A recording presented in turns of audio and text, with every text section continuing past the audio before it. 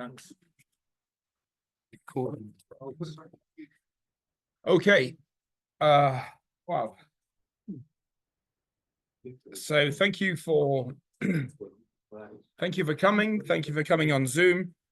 I do a lot of these hybrid shiurim, and usually the hybrid Zoom and in the room. So Zoom people, I'm not ignoring you, but if you have questions afterwards, I'm happy to answer them. But it's difficult for me to run two rooms at once. So questions in the room we'll answer straight away. Questions on Zoom, I'm happy to deal with at the end if you have them. And if you don't understand anything, then shout at me. That's fine. So first, the thing about my grandma. Grandma was a very big legend, but a very little woman. And you know, firecrackers come in small sizes, and grandma was certainly one of those, and she was very proud of all of us, and certainly proud of her Jewish heritage, and many funny stories about grandma's Jewish heritage growing up in Shrewsbury. We have in our family, and we'll always remember her and always remember them. So all of the schuyot that she has to have grandchildren, rabbanim, and grandchildren doing things in the community, and children doing things in the community, as Dad and Auntie Liz do, that is a great zechut for her and Grandpa as well. So we remember Grandma very fondly and very good. As also, because I'm a guest here, I've got to give respect to the local rabbi. He's not here, so we'll have to give respect to my dad. Thank you for asking me to do this. I used to be very resistant to giving shiurim when I'm away on holiday, but then one of my friends who's an accountant told me that now I can charge the government and get the tax back for my trip because it's now a work trip. So you know, now I'm very happy to give shiurim when I'm on holiday. It makes me you know, I make $1,500 every time I do it, so it's very good. Okay, so the Megilat Esther is one of the most fantastic stories that we have in the Tanakh. And it's, as my dad said, you know, we all know the story, which I think, like with all of the stories in the Tanakh, I wish I could hear it for the first time without knowing what's going to happen next. You know, the story of Yetziat Mitzrayim, without knowing what's going to happen next. The story of Megilat Esther, the story of the Chashmonaim on Chanukah. To know it without knowing the end, you know, I think that, you know, sometimes we lost out a bit by knowing it too young. We couldn't really appreciate it. But anyway, we all know the story. And it's such a fundamental part of our Jewish experience. Purim, every year, everybody looks forward to Purim. I know Mum used to dread Purim, but that was for different reasons. Certainly when we were in high school. But the Purim is really a huge part of the Jewish year. Now, to understand Purim properly, we have to try and understand what the point of Purim is, because we have all these chagim that we celebrate. We celebrate, you know, Rosh Hashanah for the New Year. Yom Kippur is Yom Kippur, right? We have Yom Kippur is for atonement. We have Sukkot. The Torah tells us why we do Sukkot. The Torah tells us why we do Shavuot and why we do Pesach. We know why these things. Purim is not in the Torah. So we have to understand the fundamental thing of why we're doing Purim is important to try and understand. But it's not clear. It's not clear from the Megillah. It's not clear from the Gemara. It's not clear why we actually doing it. What's the baseline, the base from which we spring to understand Purim. So what I like to do when I'm trying to understand one of these things is I like to go to the halakha, find out what the halakha says, and then work out from there what really the principles are that we're trying to fulfill within this story. So to look at the halakhat of Purim and the halakhat of Megilat Esther is, first of all, I went to look to the Rambam, right? Now the Rambam, very interestingly, the Rambam has 2 chapters on Megillah and on Purim. And I'm going to read you the first halakha and the last halakha that the Rambam writes on Hilchot Megillah. And we can understand from there, I think, something very interesting, or mainly really get loads of questions about it. So the Rambam writes, this is the first halakha in Megilat Esther, right? Perek Aleph, halakha Aleph. He says, Kriyat ha-Megillah bizmana the reading of the Megillah at the correct time, mitzvat aseh midivrei sofrim, right, is a rabbinical commandment. Okay, we know that it is from the in the evening and in the morning. So we read it twice, once in the evening, once in the morning. Okay, so it was established by the prophets, by the Nevi'im. Okay, very nice. Everybody is obligated in the reading of the Megillah, or of course the hearing of the reading of the Megillah.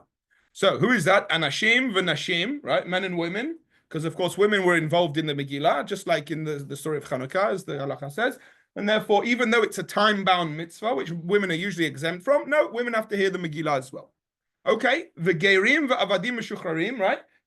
Slaves that have been freed and converts as well are also obligated in the Megillah. Why shouldn't they be obligated? Why does the Rambam have to say it? Because the converts and the slaves who were freed were not part of the nation when we said Shasanisim Lavotenu, when the God did miracles for our fathers, it wasn't their fathers. But says the Rambam, they are obligated. Everybody is obligated in hearing the Megillah. Right? And we educate our children to be involved in the reading of the Megillah as well, to hear the Megillah as well. Children always come to the hearing of the Megillah. Okay. Now the Rambam gets a bit interesting and a bit, sort of wide-ranging and quite disturbing, really, if you think about this from a halachic point of view. Now, before I read the next line of the Rambam, it's important to understand how the Rambam thinks when he writes halakha. The Rambam is writing halakha with the intention that Mashiach will come in his time and that there will be a Beit HaMikdash and there will be korbanot and there will be kohanim and there will be everything will be running as if it's in the Torah. Rambam was writing this 800 years ago and still, unfortunately, we don't have Beit HaMikdash. Rambam was expecting the Beit HaMikdash to come and that his Mishneh Torah will be used for the running of Jewish life, right? So this is how the Rambam writes. He says, "Va'afilu kohanim ba'avodatan," even the kohanim, when they're working in the Beit HaMikdash, mevatilin avodatan uvayin lishmar mikra Megillah. They stop work, whatever they're doing in the Beit HaMikdash, they stop what they're doing and they go to hear the Megillah, right? This is a wild idea, right? So what does this mean? That you stop doing biblical commandments, whatever you're doing that is biblical, and you go and you put it aside and you go and hear the Megillah, which is a rabbinic commandment. Which means the oraisa, you stop doing the oraisa. You stop doing the oraisa and you start doing the Rabbanan, right? This is this is wild, right? What the Rambam is saying. Now, what does he say like this, right? Rambam says this as well. He says, V'chen mevatlin Talmud Torah lishma mikra Megillah. You stop studying Torah to hear the Megillah. Kal v'chomer, all the more so lishar mitzvot shel Torah shekulam mitachim mikra Megillah.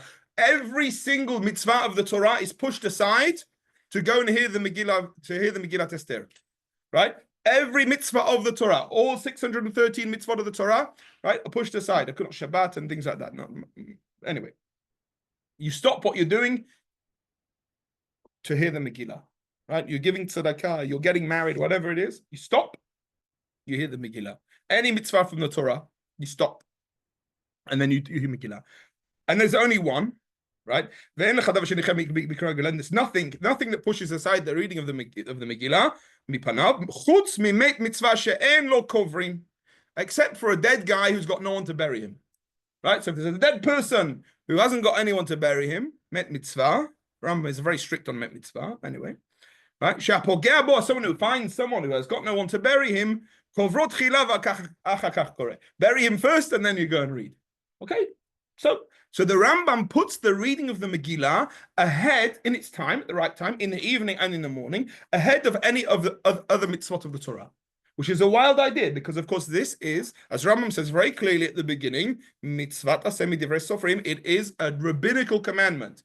It is a dorabanan. So this is a very strange case of a dorabanan is pushing away doraita. A rabbinical commandment is pushing away a biblical commandment. Right, which is a big deal, right? It's not something that just happens. Usually, a biblical commandment is the be all and end all, and then the rabbinical commandments come afterwards. So this is a big deal.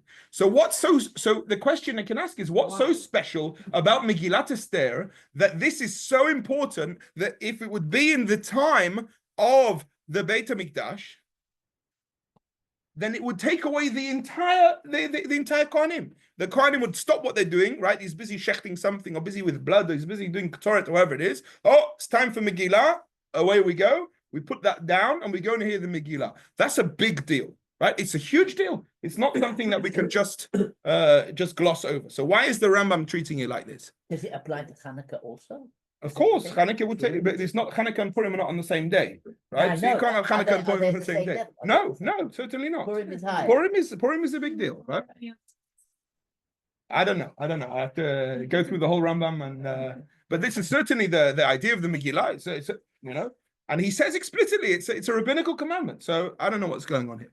Now we can make this question even more problematic by looking at the last halakha that the Rambam says about Megillah in second chapter, the 18th halakha, right? And he says like this, and this is even more strange. So he says like this.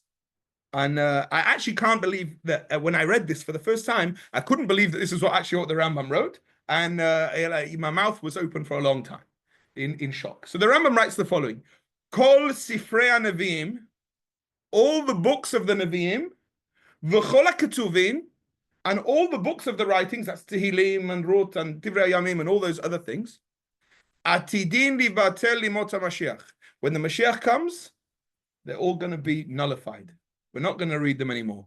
Chutz Megilat Esther, right? Except for Megilat Esther, the Megilat Esther, v'harei hi kayemet k'chamisha chumshei Torah, and it will last and it will be sustained like the books of the Torah, v'kahalachot shel Torah shel Ba'al Peh she'enim betelin na'olam.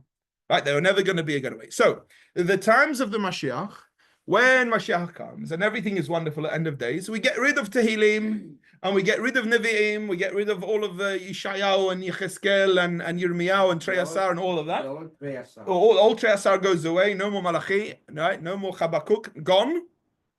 The only thing that remains is Chamishechum Shei Torah, of course, because the laws of the Torah, you can't get away with the laws of the Torah. So even in the times of Mashiach, we'll still have to keep Shabbat and Kashrut and all the laws of the Torah. And says the Rambam Megilat Esther. What's going on, right? So Rambam is holding that the Megillah, first of all, is so important that now, before the days of the Mashiach, are pushing away every single halakha that you have, whatever it is, right? So if you didn't do something you need to, doesn't matter. The Megillah time is here. You have to read the Megillah. And then even after the days of the Mashiach, right, when the Beit HaMikdash is built, the Kohanim are going to stop working on Purim, and there will be no more Tanakh, right? No more Tanakh. It will be Tam, right? It will be Torah, Megillah. Megilat Esther and the Torah. That is it, right? This is a wild idea. So how can the Rambam write such a thing? What is going on with Megilat Esther that it's so important and it's so fundamental that even after the coming of the Mashiach, it survives, and then nothing else will. Nothing else will. So what's going on over here? So to think about this, what does it remind you of? That something will last after Afilu Limot HaMashiach, right? What does it remind you of? So I was thinking about this, and I'll tell you what it reminded me of. It reminded me of a Mishnah in Brachot, the last Mishnah of the first perek of Brachot, right? So it says like this: Mazkirin Yetziat Mitzrayim Baleilot. You remember we mentioned the Exodus from Egypt at night, right? So those words you don't probably recognize, but the next words of the Mishnah, I bet you every single person in here and on Zoom is going to recognize the next words.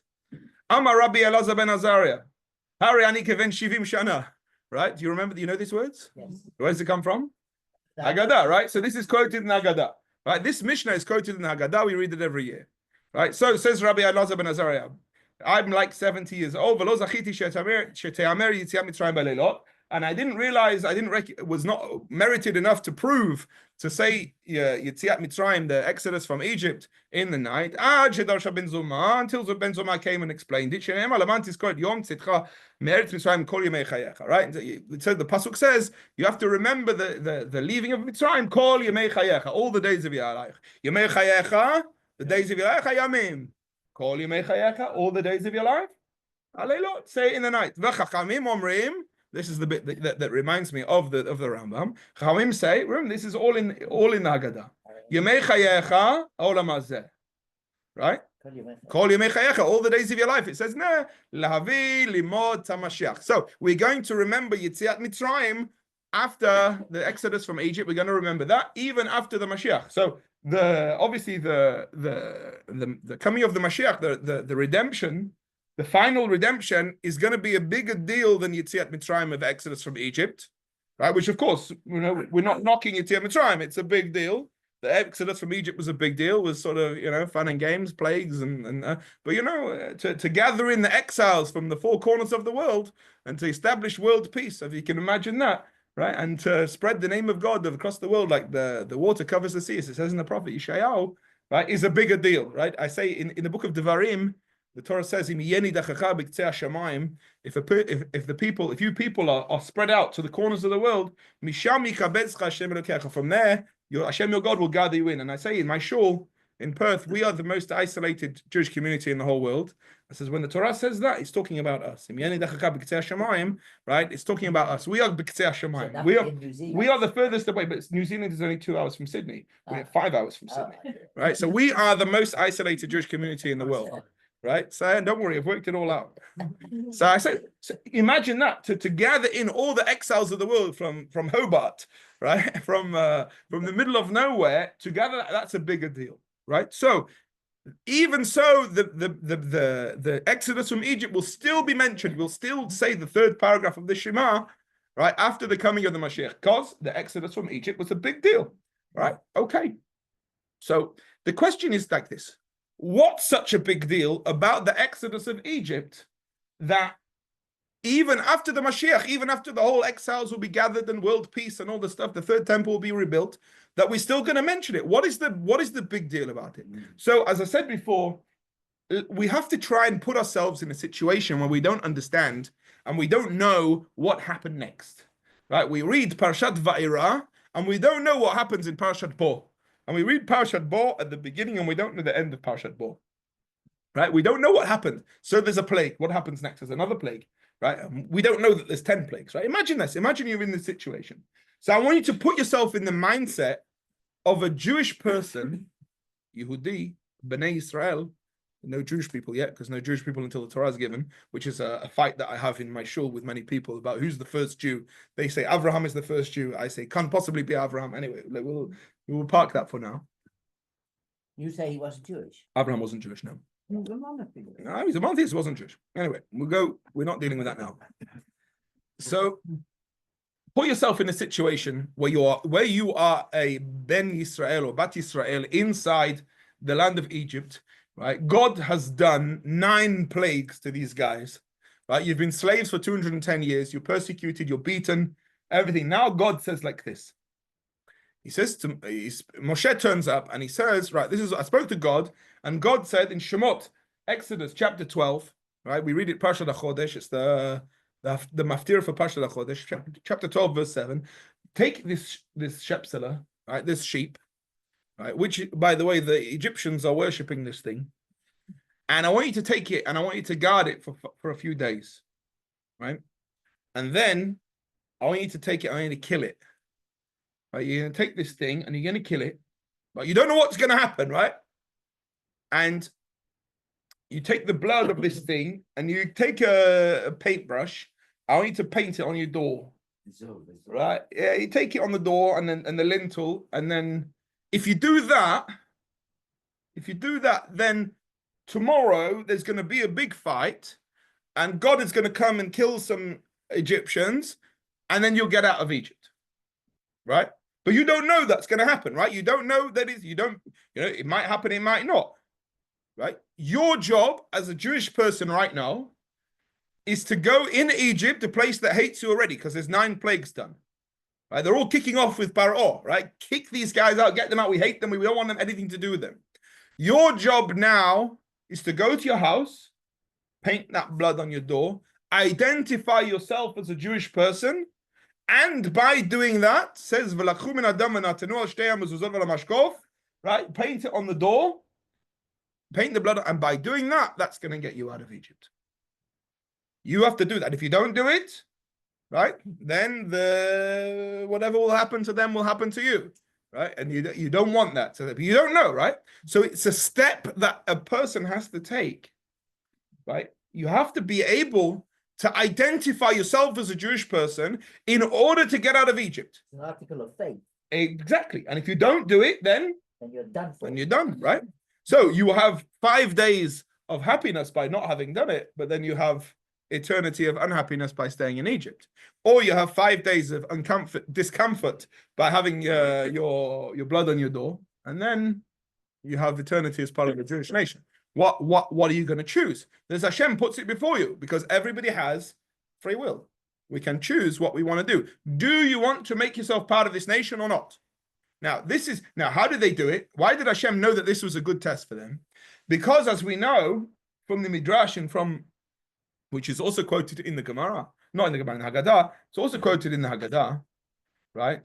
We read we go through all the psukim and we explain them, right? All the Vayisham Lagoy Gadol Atzum Varav, right? You know the Haggadah. I don't need to go through Haggadah with you, but it says like this. It says Vayisham Lagoy. They were there as a nation. Melamed Sha'ayu Yisrael Mutsuyanim Sham. The Jewish people were outstanding. What does it mean, outstanding? They were distinctive there in the land of Egypt, right? That's where it stops in the Haggadah. This is actually a quote from the Midrash. And I have the Midrash in front of me, and I will read you the next lines to explain to you what actually it means that the Jewish people were distinctive in the land of Egypt. So it says, Shahayu Malbusham Umachalam Ulashonam Mashunim Min HaMitzrim. The people, they had their different clothes, they had different food, right? And different language from the Mitzrayim and from the Egyptians. They also didn't change their names, right? We learn from a different Midrash, right? They are separate. They are an absolute separate nation. So even though they were in Egypt for 210 years, they kept themselves separate from the Egyptians. They never changed their clothes. They never changed their language, and they never changed their names and their food as well. They always kept to their food.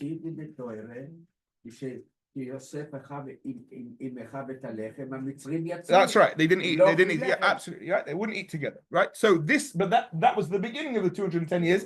At the end of 210 years of being in Egypt, they were still keeping themselves separate in their language, in their clothes, in their names, and also by the food that they ate. Now, one of my people from my shul sent me a very interesting podcast. A BBC history podcast that has absolutely nothing to do with Jewish people, but it's about Egypt. And he sent me this thing. He said, listen to this at 22 minutes. I'm listening to this thing, and he was talking about some guy, some king in the Middle Kingdom of Egypt. I don't know. I can't remember the name. But what he said was that it shows the slaves that he brought. And what did they do?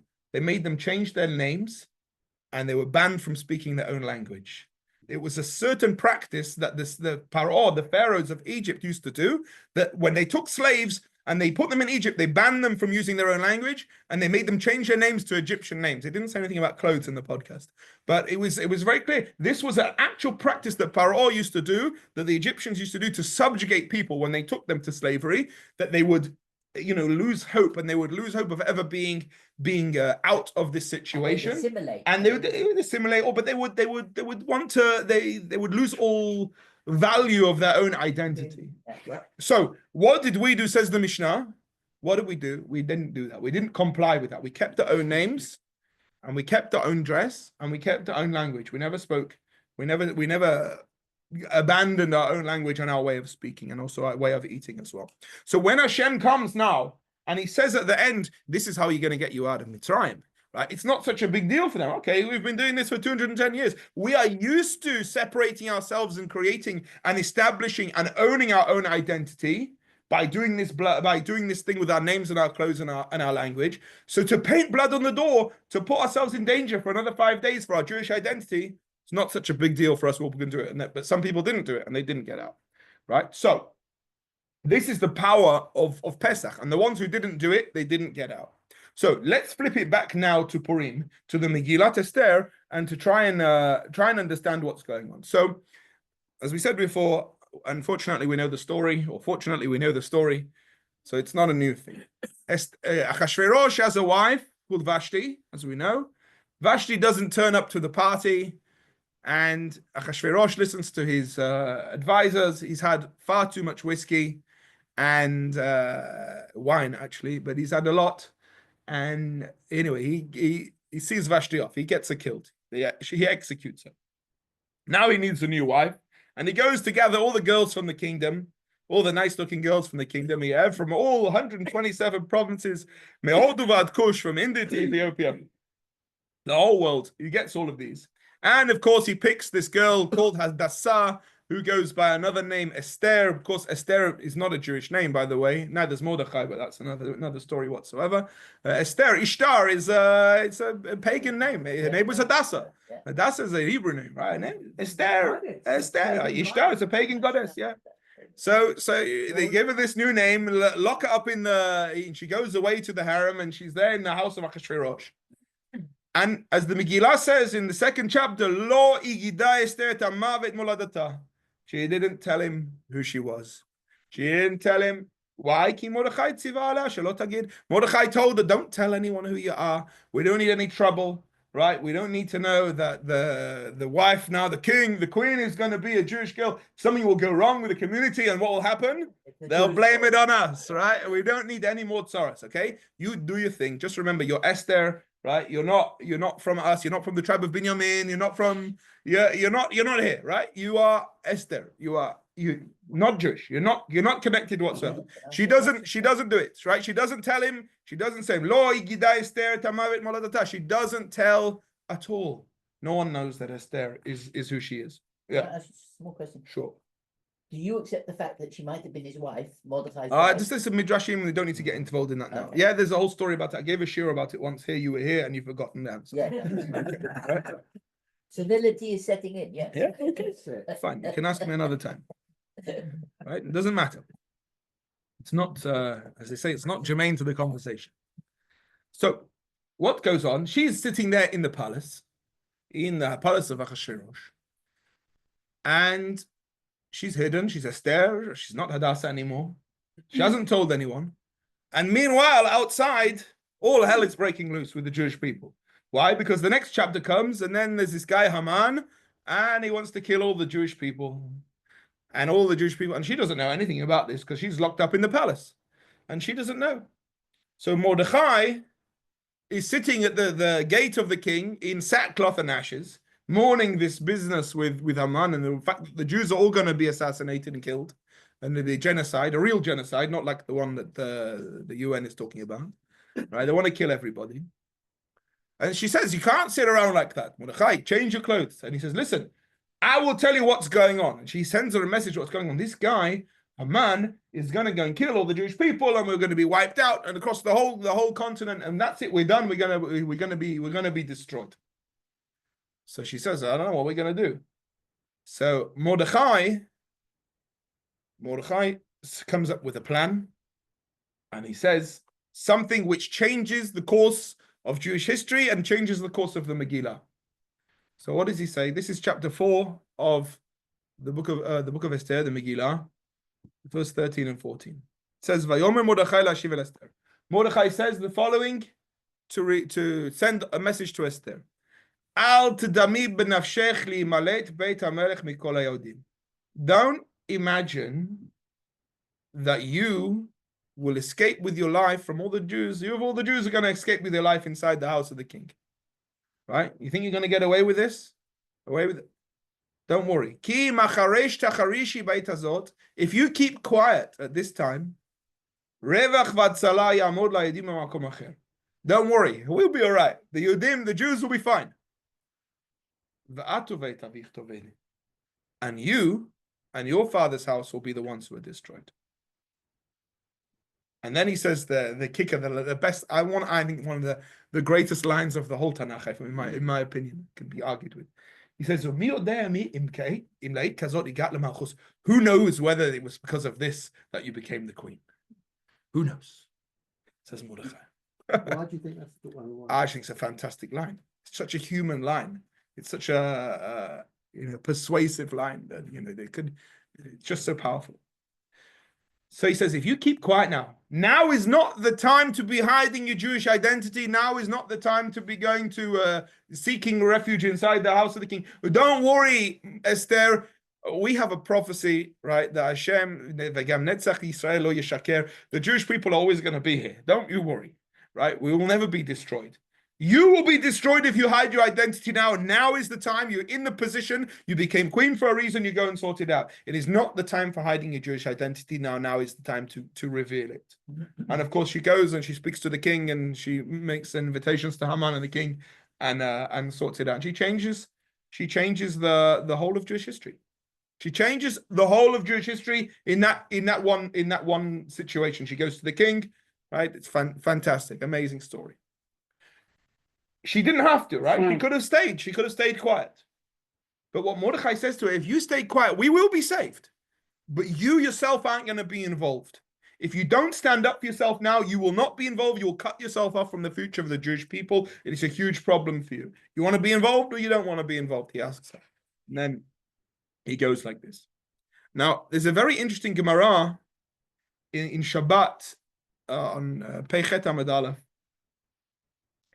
And it says the following. It talks about the giving of the Torah. And this shows how the power of the story of Purim. It says the giving of the Torah was a problem. It says in the Torah in chapter 19 of the book of Shemot, the people stood underneath the mountain. Right? When we came to Mount Sinai to get the Torah, it said the people stood underneath the mountain. So the Gemara asked the question, what do you mean? It stood underneath the mountain. So it's Amar Avdimi Bar Chasa. It says, what does he say? Hashem lifted up the mountain, Mount Sinai, like a barrel, and he held it above them, and he threatened the Jewish people at the time of giving the Torah. And if you accept the Torah, then well done. If not, then I'm going to bury you right here. Right? So surely it was a problem, right? We accepted the Torah by force. Right? We were forced to accept the Torah. Shem put a gun to our head and said, if you don't accept the Torah, I'm going to kill you. Is that why we said no? No. Right? There's a problem. He says, however, at the times of Achashverosh, it says in the Megillah, the Jewish people undertook and irrevocably obligated themselves to accept the Torah. So he says, they re-established the giving of the receiving of the Torah, and this time they received the Torah out of love. So at the end of the Megillah, the Jewish people re-accepted the Torah. They reaffirmed their connection to Judaism and accepted the Torah. As Esther galvanized the whole Jewish people, says the Gemara, into something even more powerful than Mount Sinai, that they accepted the Torah out of love. And therefore, because of this, Purim is so powerful. Right? So you have a situation where you have Esther hiding. You have Mordechai telling her, it's good to hide, right? Now it's safe to hide.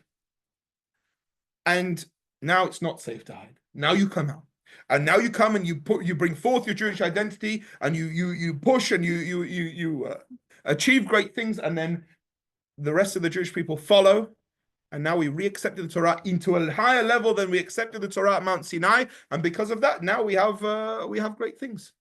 Now, this changed the whole story, right? It changes the whole idea. It affected the rest of the whole of Jewish history is affected by the actions of Esther in this time. So this, I believe, is why Rambam made such a big deal about it. Why Rambam puts the Megillah over and above all the other mitzvot that you can do at that time. And Rambam puts the reading of the Megillah and the story of the Megillah itself over and above all the books of the Tanakh except for the Torah itself. Why is that? This is because this has the power to change everything, can change worlds. What is that? The Jewish identity. The display and the connection and the power of Jewish identity to be able to change an entire story just by acceptance, by strength into Jewish identity. You know, I always, when I talk about Jewish identity to my school students, I teach in Carmel School in Perth, year 11. my special year 11. It's the second to last year in school. I always teach them.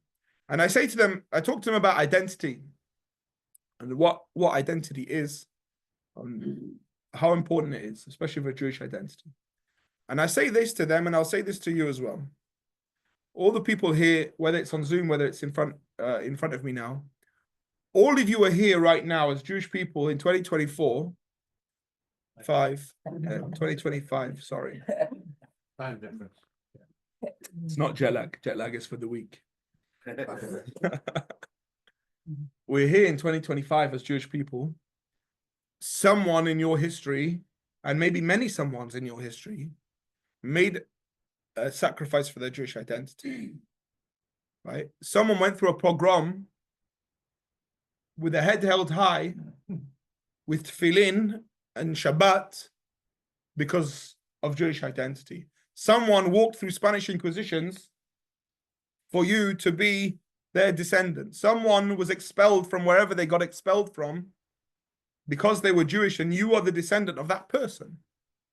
You now here in 2025 is just another link in the chain of someone who came before you, who stood up for their Jewish identity, whether that was Esther Malka 2,500 years ago, whether that was 3,336 years ago in the times of Yetziat Mitzrayim, or whether it was 50 years ago, 80 years ago, whether it's 100 years ago, 200 years ago, 500 years ago. Somebody and many somebodies have done that for you in order for you to be there right now. So right now, I ask people, and I ask you the same question, right? We stand here 2025, right? You guys are living here in Israel. I'm not, right? What are you doing about your Jewish identity, right? Are you celebrating your Jewish identity in the way that you could? Are you setting a good example for other people about their Jewish identity? I can tell you, in Australia, it's not so easy at the moment. You know, some of you have read the stories about what's happened in my family, certainly, and what's going on in Australia. No, 2 weeks after Kristallnacht commemorations, they burnt a shul in Australia. You know, I have people in my community who were in Breslau for Kristallnacht and remember Kristallnacht themselves, right? And then they see the same thing burning shuls again in 2024 in Australia. You know, it's a big deal. People after October 7th, with the rise of anti-Semitism in Australia, took mezuzot off their door.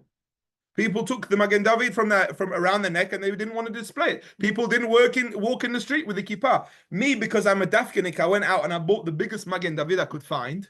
Right, it's like a pendulum of a clock, a grandfather clock, and I've never seen it. It's like I look like a rapper. One of my children told me I look like a rapper with it on, but I don't care. I said I have to bring balance to the world. Many people took off these small Magen David. I took a big one on. So you know, many people did that, and you know what? I don't want to judge anyone. God forbid I should judge anyone of their fright. And I walk around, you know, I'm 6'4", I'm a boxer, I like to fight people. You know, someone is going to have a go at me, let him have a go, right? I don't mind, right?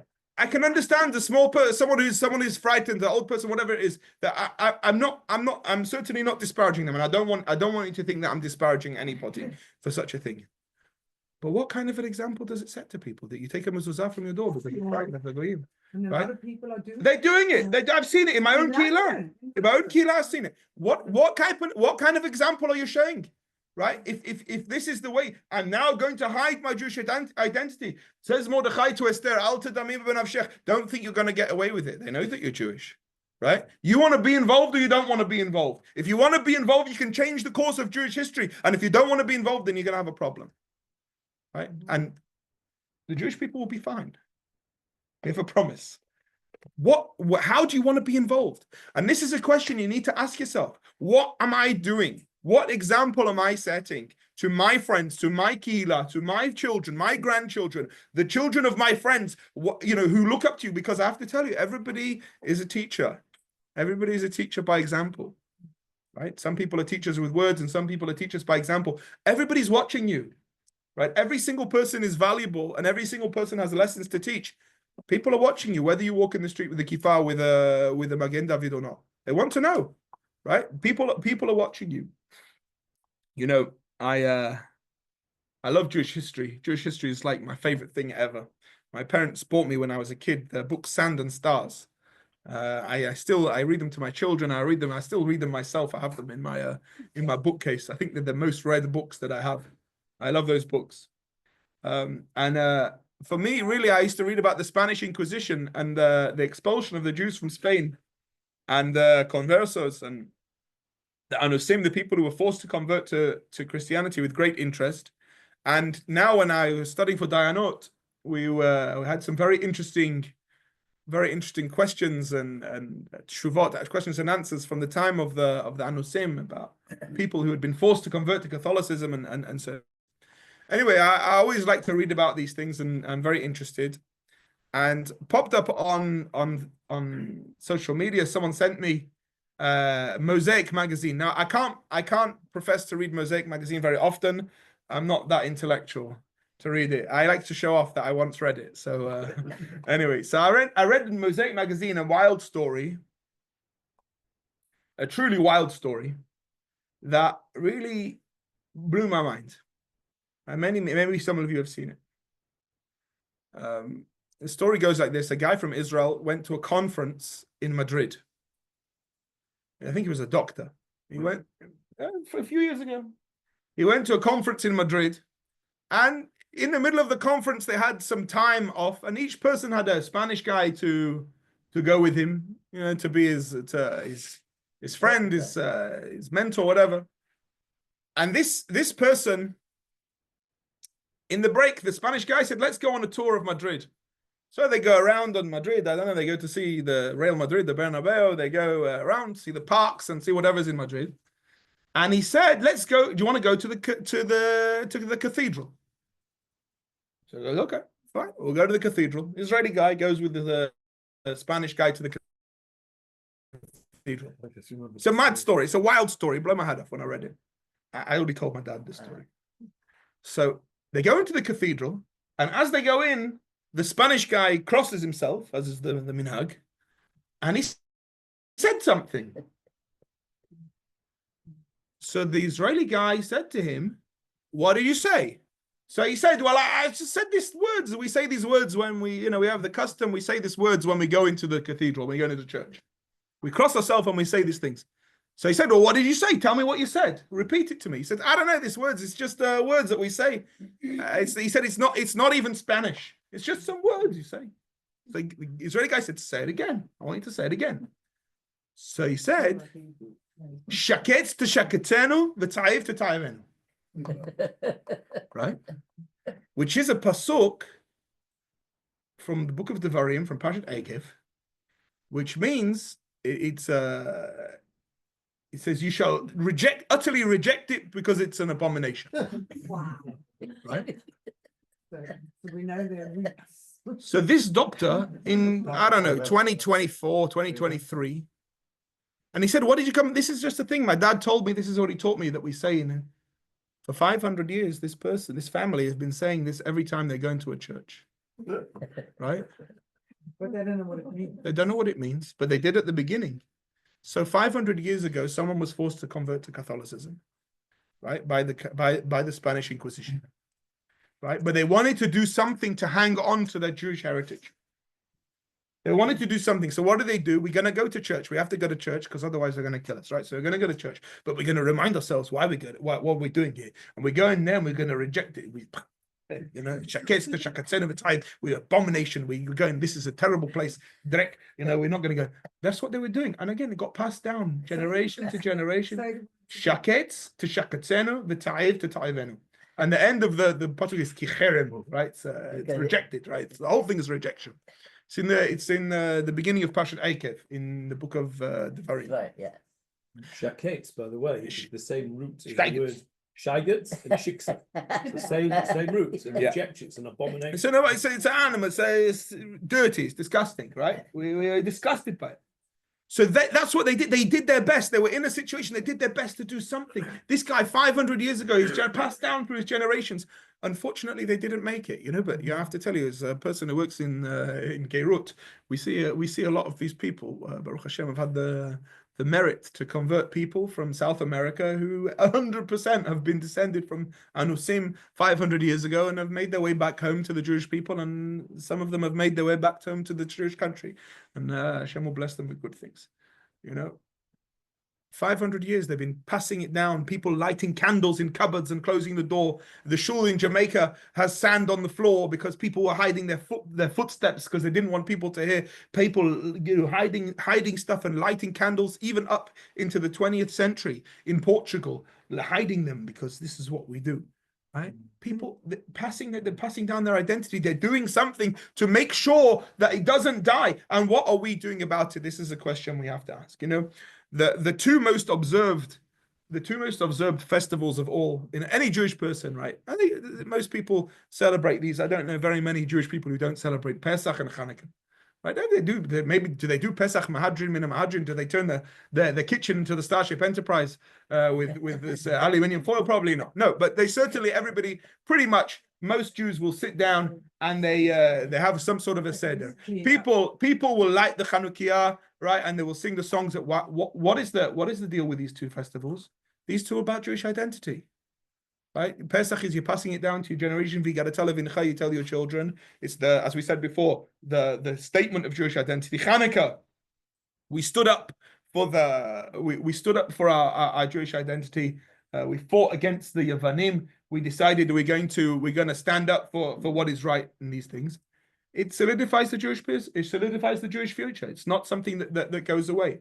I read a fantastic article on aish.com about Christmas songs. I have an ongoing argument with my wife about Christmas songs. She likes them and I hate them.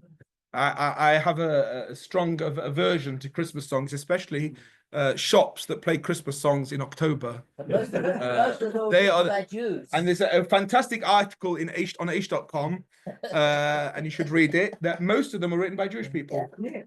And why it analyzes why are Jewish people writing Christmas songs? They came from the pogroms into America in the 20s and 30s, and they wanted to assimilate into American society. They wanted to be more American than Americans. And do you think they let them into the golf club even after they wrote the Christmas songs? No, they didn't. And do you think they've got any Jewish descendants today? No. They also don't. Doesn't work. No. Right? The Jewish identity is the most powerful thing that we have. You can be as American as you want. I say to my people in Australia, I said, are you Australian Jews or are you Jewish Australians? Right? What's the difference? What do you put first? Jewish. Are you Jewish Australians or Australian Jews? When they say they're Australian Jews, I say that in Hebrew we read from right to left, so it's fine.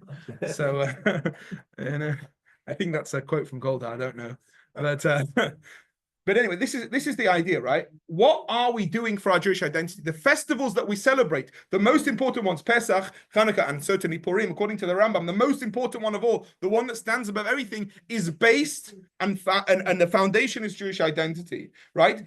Purim is the template of how to survive in exile. You can go through difficult times.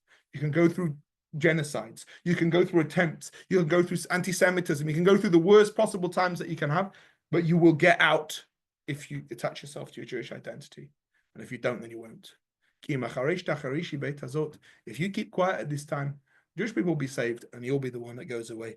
That is the key point of the Megillah. That is the one that flips everything around. That's when she speaks up and she affirms her Jewish identity and goes towards the king and says, right, this is it now. Then that's when the whole thing turns around. We ourselves, in our own lives, in our own communities, in our own example that we teach to other people, can do the same thing if we want to.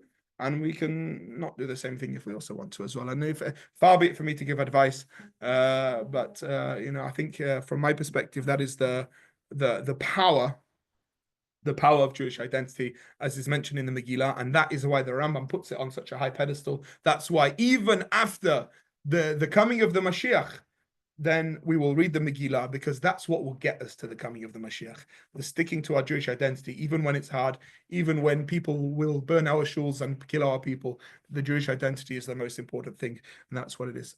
Hashem should bless everyone. Good health. I'm moving to prayer. No, we won't let you in. I'll teach them to defend themselves. We won't let you in.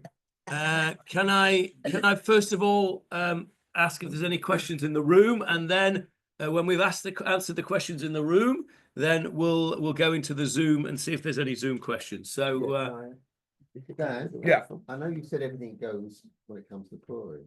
And Well, everything's you have Purim first without. yeah. I didn't say it. The Rambam said it. Okay. So what if you've got a yortzeit? So what do you mean? Well, if you've got a yortzeit So and you want family there as well, doesn't. Can you repeat the You question? hear Megilat in the Shiva house. You hear the Megilat in the Shiva house. Yeah, so sitting Shiva, you still hear Megillah. Are you allowed to celebrate with other people? No, but it's part of the tefillah, and you hear the Megillah during the Shiva house, no problem. Dan. Yeah. Even Kippurim is Purim. It is, Yeah, but Purim. absolutely, but it's not on the same day. So Yom Kippur doesn't get pushed away for Purim. It doesn't work. Any questions in the room? No, Dad, you can deal with it. Oh, sure. Just a statement. I tremendously enjoyed your talk about Jewish identity. And you bring up a lot of like psukim, statements from the Torah. So there's a statement in the Torah, there's the mantisil vihitem kdoshim. So some people say, what does that mean, kadosh? And there's a I don't know who says this, but kadosh means unique. Separate. Separate. Unique. Unique. Rashi says it. Okay, well, thank you. So, so that ties into your maintaining Jewish. Absolutely. So 100%. a lot of people think that kadosh means, oh, I have to do all 613 mitzvot. I have to do. Yeah, you do. I have to.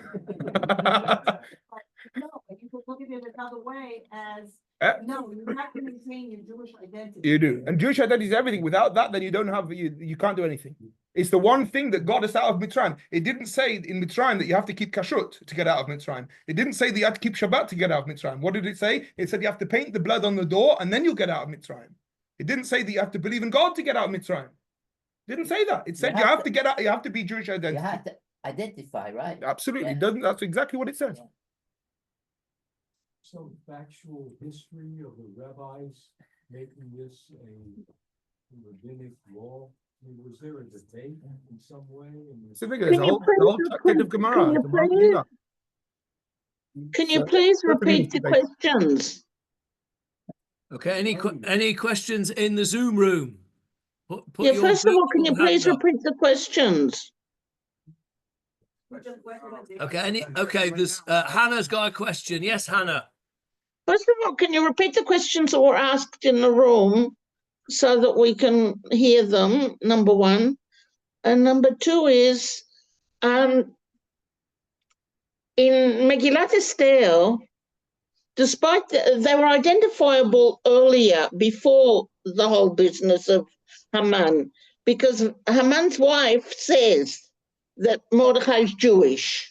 So they were an identifiable group beforehand anyway. And also, Esther says, Knesset Kol HaYehudim. So they knew who the Jews were. Now, that's, therefore they were maintaining their identity anyway. But when you say Netzach Yisrael, Lo Yishaker, a question arises in my mind, whether you take Netzach Yisrael as the Jewish people or individuals.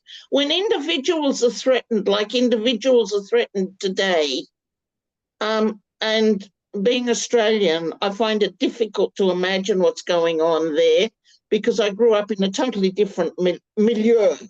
Yeah, there was no problem. But when people are being individually threatened, there's a difference in how you behave. They were given permission to fight back in past. Yeah, at the end of the Megillah it says that the Achashverosh gave them permission to fight back. Today Jews don't have a question. They don't have permission overseas to fight back. The only place to fight back that fights back is here. That's number one. Where's And the number question? two, wait on. And number two Where's is the question? what? We're hearing your whole time. And number two is why? What do you think of the struggle in Israel for maintaining a Jewish identity in a Jewish country.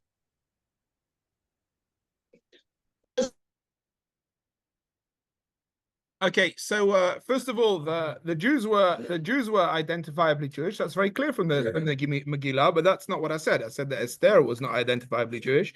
She herself didn't do it, and until such time as she was told to by Mordechai, and then she went and did it, and then she changed the course of the whole history by herself doing it. She was not identifiably Jewish. She never told anyone, and she was just Esther. She was hidden. When it comes inside Israel, it's not for me to tell people of Israel what to do. And I don't know. I don't live here, so I can't say the challenges of the people living in Israel when it comes to Jewish identity. That is a better thing for people to understand. For me, Jewish identity is an outward thing, is being proud of who I am, in kippah, tzitzit, keeping Shabbat, doing mitzvot, studying Torah. But it's an individual thing, and it's I don't know. I don't know how it works for people in Israel. It's not for me to say. It's not for me to say. Okay, thank you very much, everybody. I wish you all a Shabbat Shalom coming up. Next week, we have a Zoom lecture on Sunday night. This Sunday night, we have Rabbi Doron Perez. Next week, we have our Esther Zoom lecture on Sunday night here in Poleg. An hour before Mincha on Shabbat, we will continue. Thank you very much, Dan.